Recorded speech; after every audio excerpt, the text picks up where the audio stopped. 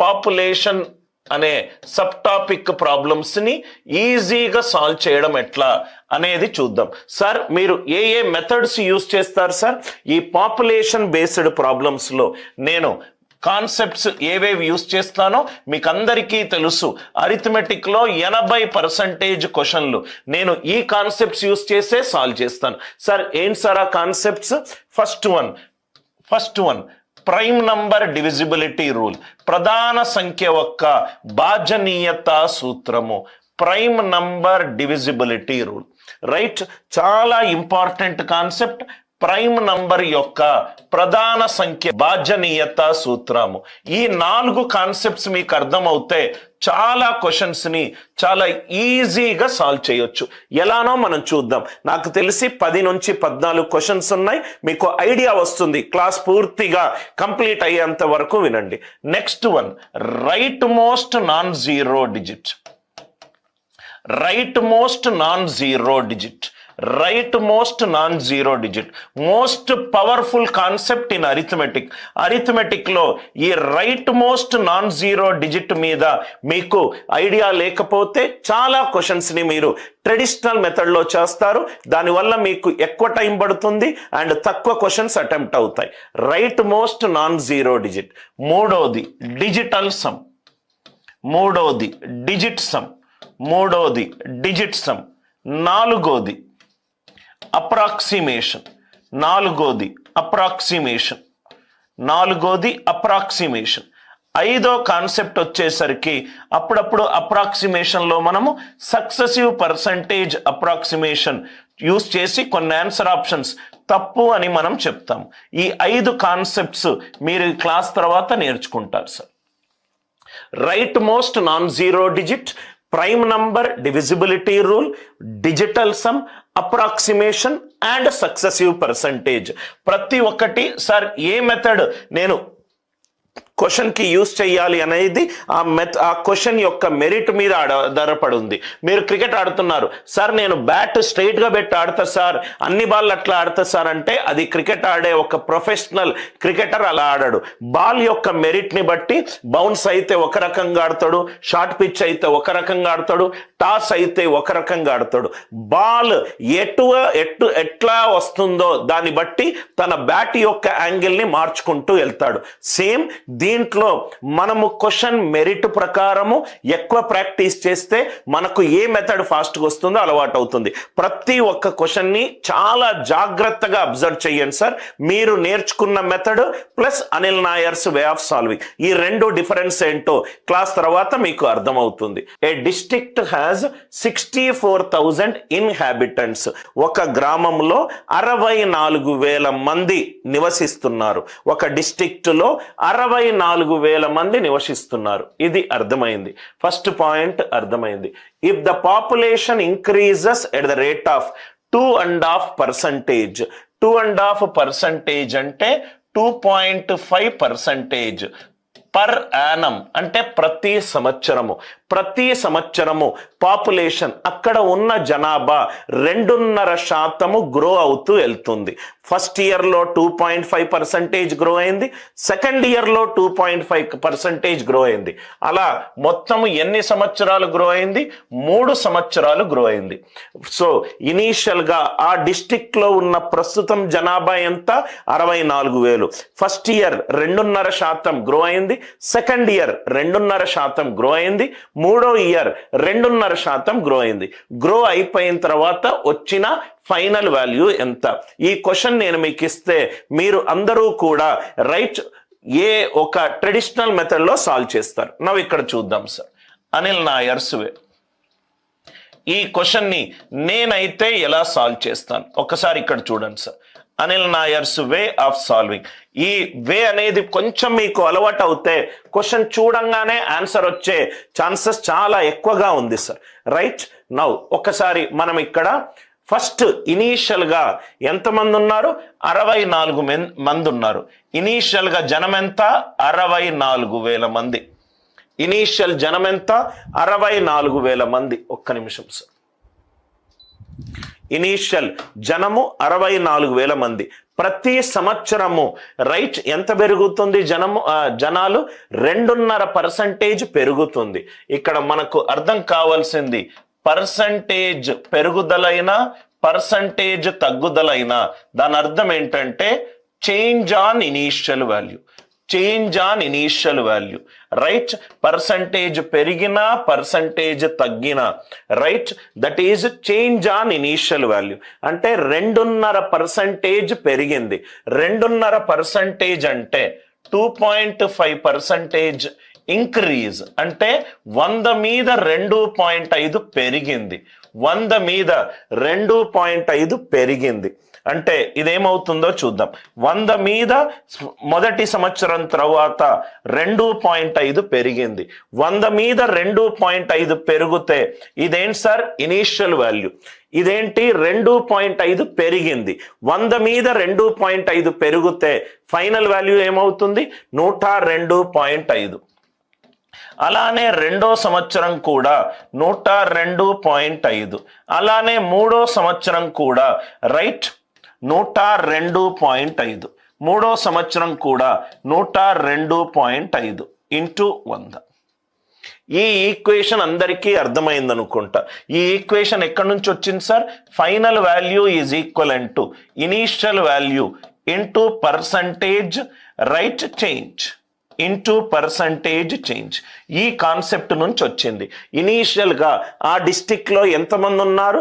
64,000 మంది ఉన్నారు. మొదటి సంవత్సరం అయిపోయింది. అయిపోయిన తర్వాత 100 మీద 2.5 పెరిగింది, అంటే 102.5. 100 మీద 2.5 పెరిగింది, అంటే 102.5. 100 మీద 102.5 పెరిగింది, అంటే 102.5. దయచేసి మీరు క్యాల్కులేషన్ చేసి ఇలా సింప్లిఫై చేసి చెయ్యకూడదు. ఇలా సింప్లిఫై చేసి మీరు చెయ్యకూడదు. అంటే మీరు జస్ట్ క్వశ్చన్ చూడంగానే మీకు ఆన్సర్ ఒక డిజిటల్ సమ్ కాన్సెప్ట్ యూజ్ చేద్దాం. డిజిటల్ సమ్ కాన్సెప్ట్ యూజ్ చేస్తే 64, 6 ప్లస్ 4 10. 10 డిజిటల్ సమ్ అంటే 1. 5 ప్లస్ 2 7, 7 ప్లస్ 1 8. ఇది 8, ఇది 8, ఇది 8, అంటే into 8 cube into 8 cube. 1 into 8 cube అంటే 512. 1 ఇంటూ 8 క్యూబ్ అంటే 512. 512 డిజిటల్ సమ్ ఎంత? 8. ఆన్సర్ డిజిటల్ సమ్ ఎంత ఉండాలి? ఆన్సర్ డిజిటల్ సమ్ ఎంత ఉండాలి సార్? 8 ఉండాలి. 8 కానీ ఆన్సర్ ఆప్షన్స్ అన్నిటినీ డిలీట్ చేయండి. రైట్ 70,000. 70,000 అయితే ఆన్సర్ వచ్చే ఛాన్స్ లేదు. సార్ ఎందుకు సార్? ఈ క్వశ్చన్ చూడంగానే ఇదంతా కూడా క్యాల్కులేషన్ చేయాల్సిన అవసరం లేదు. ఈ పాయింట్ని చాలా జాగ్రత్తగా అబ్జర్వ్ చేయండి. 70,000లో 7 అనే ప్రధాన సంఖ్య ఉంది. ఇక్కడ 7కి సంబంధించిన రైట్ నంబర్ కాదు ఇది. 102.5. 7 1 7, 32, 7 4 28, 45. ఇది 7 తోటి భాగింపబడట్లేదు. ఇది 7 తోటి భాగింపబడట్లేదు. ఇది 7 తోటి భాగింపబడట్లేదు. ఇది 7 తోటి భాగింపబడట్లేదు.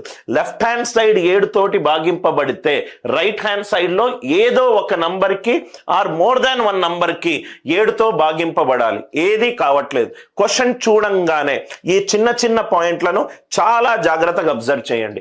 క్వశ్చన్ చూడంగానే 70,000 తీసేశాను. డిజిటల్ సమ్ 8 ఉండాలి. ఎక్కడైతే 9 ఉందో డిజిటల్ సమ్ అంటే 9 తోటి భాగాహారించిన తర్వాత వచ్చిన శేషం 9 తీసేయండి. 8 ప్లస్ 1 తీసేయండి. 6 ప్లస్ 1 ఎంత? 7. నాకు డిజిటల్ సమ్ ఏం రావాలి? నాకు డిజిటల్ సమ్ ఏం రావాలి సార్? నాకు డిజిటల్ సమ్ 8 రావాలి. ఇక్కడ 6 ప్లస్ 2 8 ఇక్కడ వస్తుంది. ఇక్కడ 9 పోయింది. 8 ప్లస్ 1 9. 6 ప్లస్ 2 8. అంటే దీనికి డిజిటల్ సమ్ 8 ఉంది, దీనికి డిజిటల్ సమ్ 8 ఉంది. డిజిటల్ సమ్ అనే కాన్సెప్ట్ యూజ్ చేసిన తర్వాత నాకు ఆప్షన్ 1 పోయింది, ఆప్షన్ డి పోయింది. ఆర్ ప్రైమ్ నంబర్ ప్రధాన సంఖ్య యొక్క భాజనీయత సూత్రం యూజ్ చేసిన తర్వాత నాకు 70,000 పోయింది. ఆన్సర్ ఇంపార్టెంట్ కాదు, నేను చెప్పే కాన్సెప్ట్స్ ని చాలా కేర్ఫుల్ గా విని నోట్స్ లో రాసుకోండి. 69,200, 68,921. నా ఇక్కడ చూడండి సార్, 2.5/100 అంటే ఇది 40 మీద 1 పెరిగింది. 40 మీద 1 పెరిగింది అంటే ఈ మొత్తం వాల్యూని నేను 40/41గా రాసుకోవచ్చు. 40 బై రైట్ 41 41 41 ఐఎమ్ రైట్ 41/40గా రాసుకోవచ్చు. అంటే ఇక్కడ నాకు 41 అనే ప్రధాన సంఖ్య ఉంది. నేను జనరల్గా మీరు సాల్వ్ చేస్తే 41/40 41/40 41/40 మీరు ఎలా సాల్వ్ చేస్తారంటే 64,000 ఇంటూ 41/40 41/40 41/40 క్యాన్సల్ అయిపోతే రైట్ ఇది మీరు ఇలా చేస్తారు. Are you all with me? అది కూడా రైట్ పద్ధతే. అక్కడి నుంచి కూడా మీకు right most non zero digit చూసినా మీకు ఆన్సర్ వస్తుంది. 1 1s are 1 1 1s are 1. ఆన్సర్లో unit digit 1 ఉండాలి కాబట్టి బి ఆప్షన్ పోయింది. అలా కూడా మీరు సాల్వ్ చేసుకోవచ్చు. అలా కాకుండా ఇంకోటి కూడా చూడండి సార్, ఒక కొత్త కాన్సెప్ట్ చెప్తాను చూడండి. ఇక్కడ 41 ఉంది. 41 అనే ప్రధాన సంఖ్య యొక్క భాజనీయత సూత్రం 41 డివిజిబిలిటీ రూల్. 41 డివిజిబిలిటీ రూల్ నేను ప్రీవియస్ ఒక క్లాస్లో చెప్పాను. ఏదైనా ప్రధాన సంఖ్యకు భాజనీయత సూత్రం ఎలా కనుక్కోవాలి? యూనిట్ డిజిట్ దగ్గరికి వెళ్ళండి. ఆ యూనిట్ డిజిట్ని ఏ సహజ సంఖ్యతోటి లబ్ధం చేసి మిగతా దాన్ని కూడినా రైట్ సబ్ట్రాక్ట్ చేసినా మనకు అదే నంబర్ రావాలి. 1 4s are 4 4 minus 4 0. చాలా ఇంపార్టెంట్ పాయింట్, నోట్స్లో రాసుకోండి సార్. ఇది జనరల్గా మీకు టెక్స్ట్ బుక్లో దొరకదు. 41 యొక్క భాజనీయత సూత్రం 41 యొక్క భాజనీయత సూత్రము రైట్. 41ని ఏ అనుకుంటే దాని యొక్క భాజనీయత సూత్రము 4b మైనస్ ఏ. 4b మైనస్ ఏ చాలా ఇంపార్టెంట్ పాయింట్. 41 అనే ఒక ప్రధాన సంఖ్య యొక్క భాజనీయత సూత్రము ఎంత సార్? 4b మైనస్ ఏ. 4b మైనస్ ఏ. నాకు క్వశ్చన్కి ఆన్సర్ రావడం నా ఇంటెంట్ కాదు.